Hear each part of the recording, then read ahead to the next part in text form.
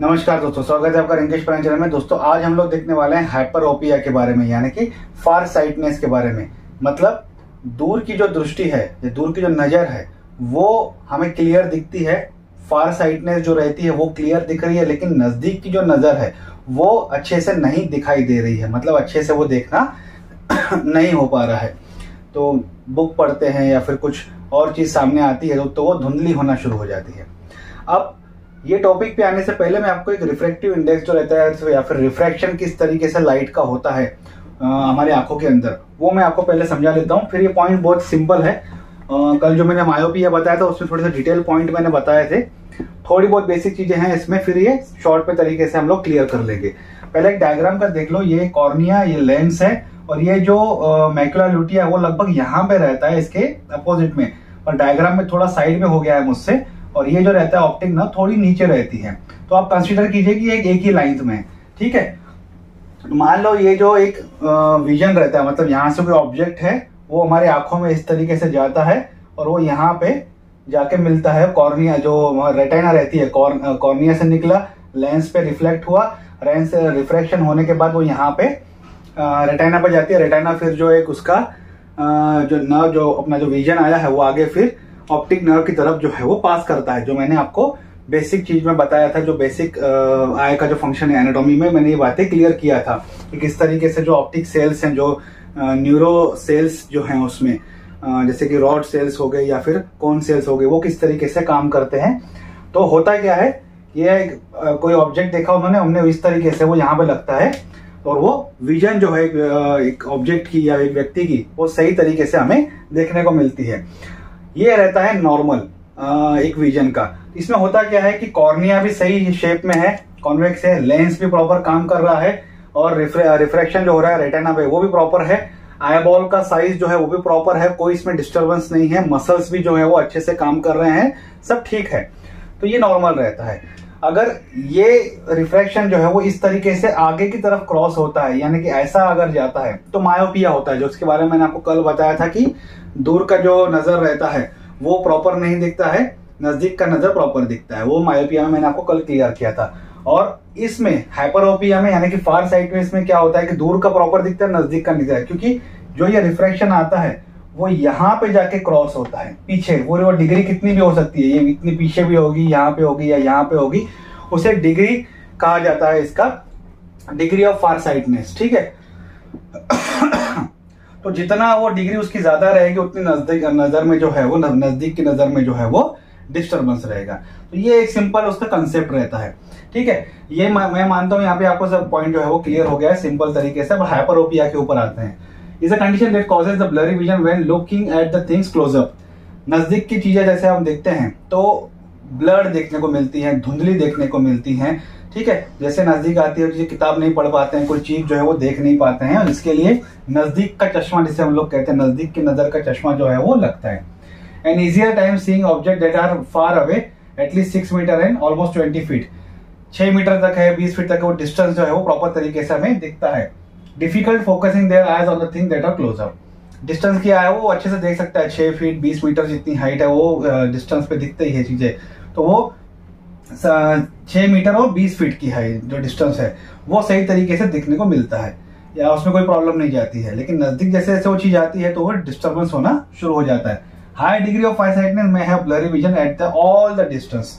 जितना डिग्री उसका ज्यादा रहेगा, जितना उसमें डिस्टर्बेंस रहेगा, तो फार साइटनेस की वजह से क्या होगा कि जितना वो रहेगा कि वो धीरे धीरे धीरे धीरे धीरे धीरे, तो जैसे कि यहाँ पे लाइट चीज तो धुंधली दिखेगी। अगर डिग्री बड़ा है तो फिर यहाँ तक, यहाँ से धुंधली देखना शुरू हो जाएगी, फिर यहाँ से धुंधली देखना शुरू हो जाएगी। तो जितना डिग्री रहेगा, जितना वो पॉइंट का ये जो रहेगा, जितना वो दूर रहेगा, उतना वो ऑब्जेक्ट जो है वो, उतनी जो आपकी नजदीक की नजर है वो धीरे धीरे धीरे धीरे खराब हो जाती है। मतलब पहले यहाँ तक नहीं दिखेगा, फिर यहाँ तक नहीं दिखेगा, फिर यहाँ तक नहीं दिखेगा। तो ये डिग्री ऑफ फार साइटनेस के ऊपर डिपेंड करता है।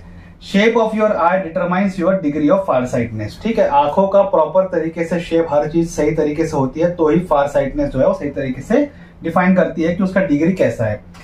कौन से फैक्टर, एक तो axial length, length of your eye from front to back. लंबाई है अगर आंखों की फ्रंट टू बैक, यानी कॉर्निया से लेके, अगर उसकी वो प्रॉपर शेप नहीं है, थोड़ा सा ऑब्लिक है, थोड़ा सा अंडे आकार जिसे हम लोग कहते हैं, वैसा अगर आंख का है वो एक प्रॉब्लम क्रिएट करता है। Front window of eye, front window of eye मतलब कॉर्निया को कहा जाता है फ्रंट विंडो, तो उसका जो कर्वेचर है वो अगर सही नहीं है या फिर फ्लैट है तो उसकी वजह से ये तकलीफ होती है। वर्ल्ड वाइड अगर देखते हैं तो 5% बच्चे हैं पूरे वर्ल्ड में जिनको हाइपरोपिया है और 30% एडल्ट हैं जिनको हाइपरोपिया। ये एक प्रकार का जो एनालिसिस किया गया है उसके बेसिस पे ये डाटा जो है वो निकाला गया है। सिम्टम्स क्या क्या है? Blurry vision, things close to your eye, जैसे चीज सामने आती है धुंधली होना शुरू हो जाती है। Blurry vision, fatigue at night, रात को धुंधला देखने को मिलता है या फिर आंखों में काफी ज्यादा थकान महसूस होती है। डिफिकल्टी रीडिंग, किताब पढ़ने में तकलीफ होती है क्योंकि जैसे हम किताब नजदीक लाते हैं, हम लोग आंखों से सामने से पढ़ने की कोशिश करते हैं तो काफी ज्यादा तकलीफ होती है, धुंधले शब्द दिखाई देते हैं। डबल विजन व्हेन रीडिंग, पढ़ते वक्त हो सकता है वो डबल हो, जैसे ब्लड की वजह से या डबल हो गया हो, या फिर हो सकता है कि स्ट्रैबिस्मस भी हो, जिसे हम लोग स्क्विंटिंग भी कहते हैं, है ना। स्ट्रैबिस्मस के ऊपर मैं टॉपिक जो बना चुका हूँ उसमें मैं डिटेल क्लियर कर चुका हूँ।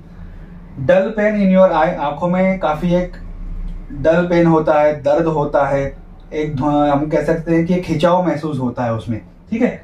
आई स्ट्रेन, आंखों में तनाव ज्यादा आता है क्योंकि ज्यादा तनाव से हम लोग देखने की कोशिश करते हैं कि एग्जैक्टली है क्या, ऐसे ऐसे ऐसे ऐसे एकदम देखने की कोशिश करते हैं तो आंखों में एक तनाव आना शुरू होता है। स्क्विंटिंग जो मैंने आपको बताया, स्ट्रैबिस्मस जो आंख में पैर, जिसमें मैंने आपको बताया था कि एक आंख सीधी देख रही है, एक आंख या तो आउटवर्ड की तरफ है या फिर इनवर्ड की तरफ है, तो स्ट्रैबिस्मस में उसका डिटेल आप समझ सकते हैं। Causes, relatively short eye ball from front to back, इसका डिक्रीज एक्सियल लेंथ, ठीक है।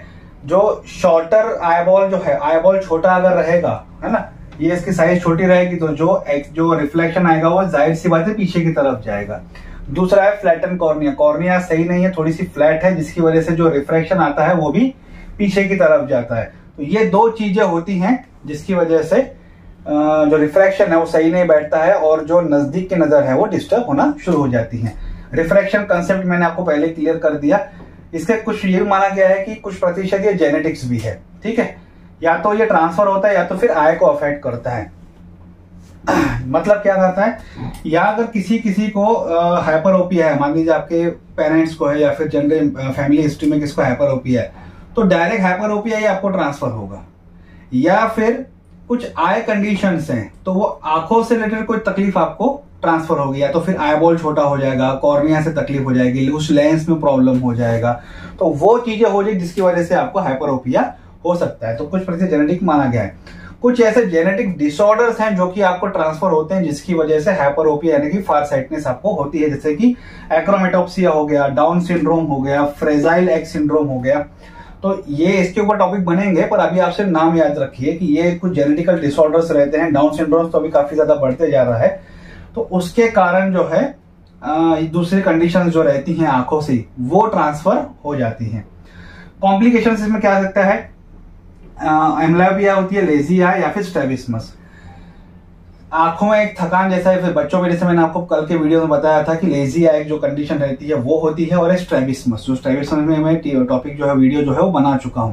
तो अगर आप इसको अनदेखा करते हैं, नजरअंदाज करते हैं इस तकलीफ को कि भाई ठीक है अवॉइड करना या फिर उसकी बच्चों पे ध्यान नहीं देना, तो ये तकलीफ और बढ़ के स्ट्रैबिस्मस या फिर एम्ब्लायोपिया भी या फिर जिसे हम लोग लेजी आई कहते हैं वो होने के चांसेस रहते हैं।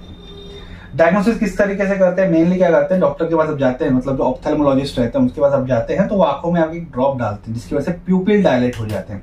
तो फिर अलग एक इंस्ट्रूमेंट के द्वारा टॉर्च जो है वो लगाते हैं और पूरा गहराई से वो अंदर देखते हैं कि क्या क्या तकलीफ, और मेनली उनका फोकस रहता है रेटाइना के ऊपर कि रेटाइना प्रॉपर तरीके से है, साइज वगैरह जो है, मतलब वो प्यूपिल डायलेट करने के बाद वो टॉर्च से फिर अंदर से सब चीजें जो है वो सही तरीके से देखने को उन्हें मिलती है। डायग्नोसिस वो इस तरीके से करते हैं। अदर कंडीशन भी वो देखते हैं कि कहीं आपको ग्लाउकोमा तो नहीं है या फिर आपको कैटरेक्ट तो नहीं है। ग्लाउकोमा कैटरेक्ट के ऊपर वीडियो बना हुआ है, आप पुराने वीडियो रेफर कर सकते हैं। तो वो कंडीशन भी वो देखने की कोशिश करते हैं। अगर वैसी कोई तकलीफ अगर आपको रहती है तो उसके ऊपर भी ट्रीटमेंट वो डॉक्टर दोनों के ऊपर ट्रीटमेंट करते हैं डिपेंडिंग अपॉन कि आपको क्या कंडीशन है। ट्रीटमेंट क्या दे सकते हैं, मान लीजिए आपको सिंपल हाइपरोपिया ही है तो उसके लिए सिंपल ट्रीटमेंट क्या रहेगी, एक तो आई ग्लासेस लगा देंगे, चश्मा लगा दिया, जो भी एक्सिस आपका बैठता है उस हिसाब से। यहाँ पे जो नंबर बैठता है आंखों का वो प्लस में जाता है, जैसे कि मायोपिया में क्या रहता है, जो भी डिस्टेंस का नजर है वो उसे एक्सिस यानी कि ग्लास का नंबर जो रहता है वो माइनस में काउंट किया था, -1, -2, -3, -5, -10। यहाँ पे +1 +2 +3 के हिसाब से गिना जाता है।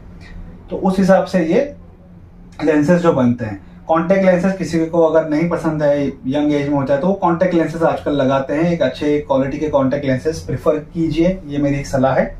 सर्जरी की जाती है लेसिक 2 तरह की जो सर्जरी रहती है, इसके बारे में कल के वीडियो यानी कि मायोपिया में मैं इसके बारे में डिटेल बता चुका हूं, तो अभी इसमें डिटेल डिस्कशन नहीं करेंगे। अब वो वीडियो भी आप रेफर कर सकते हैं मायोपिया का, जिसमें मैंने लेसिक्स का डिटेल इन्फॉर्मेशन दिया हुआ है। तो इस तरीके से हाइपरोपिया या फिर जो रिफ्रैक्शन जो होता है या फिर हमारी जो विजन जो है वो हम लोग कैप्चर करते हैं, वो इस तरीके से आपको देखने को मिलती है।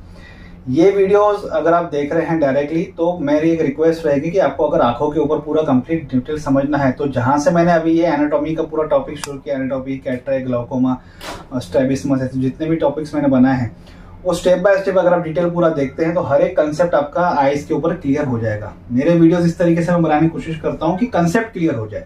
डेफिनेशन वगैरह जो है कहीं कहीं मैं यूज करता हूँ, बाकी कहीं कहीं आप जो बुक्स वगैरह जो हैं तो वहां से आप रेफर कर सके, अपने जो टर्म्स हैं वो अपने हिसाब से यूज कर सकते हैं। मेन बात है कि कंसेप्ट क्लियर हो गया अगर आपका, तो फिर आप अपने हिसाब से उस चीज को हैंडल कर सकते हैं और अपने लाइफ लॉन्ग अपने दिमाग में वो बातें आपको फिट रहती है कि यार ये कंसेप्ट ऐसा है। ठीक है, तो मेरा पर्पस उसी तरीके से रहता है ये वीडियोस के माध्यम से जानकारी देने का।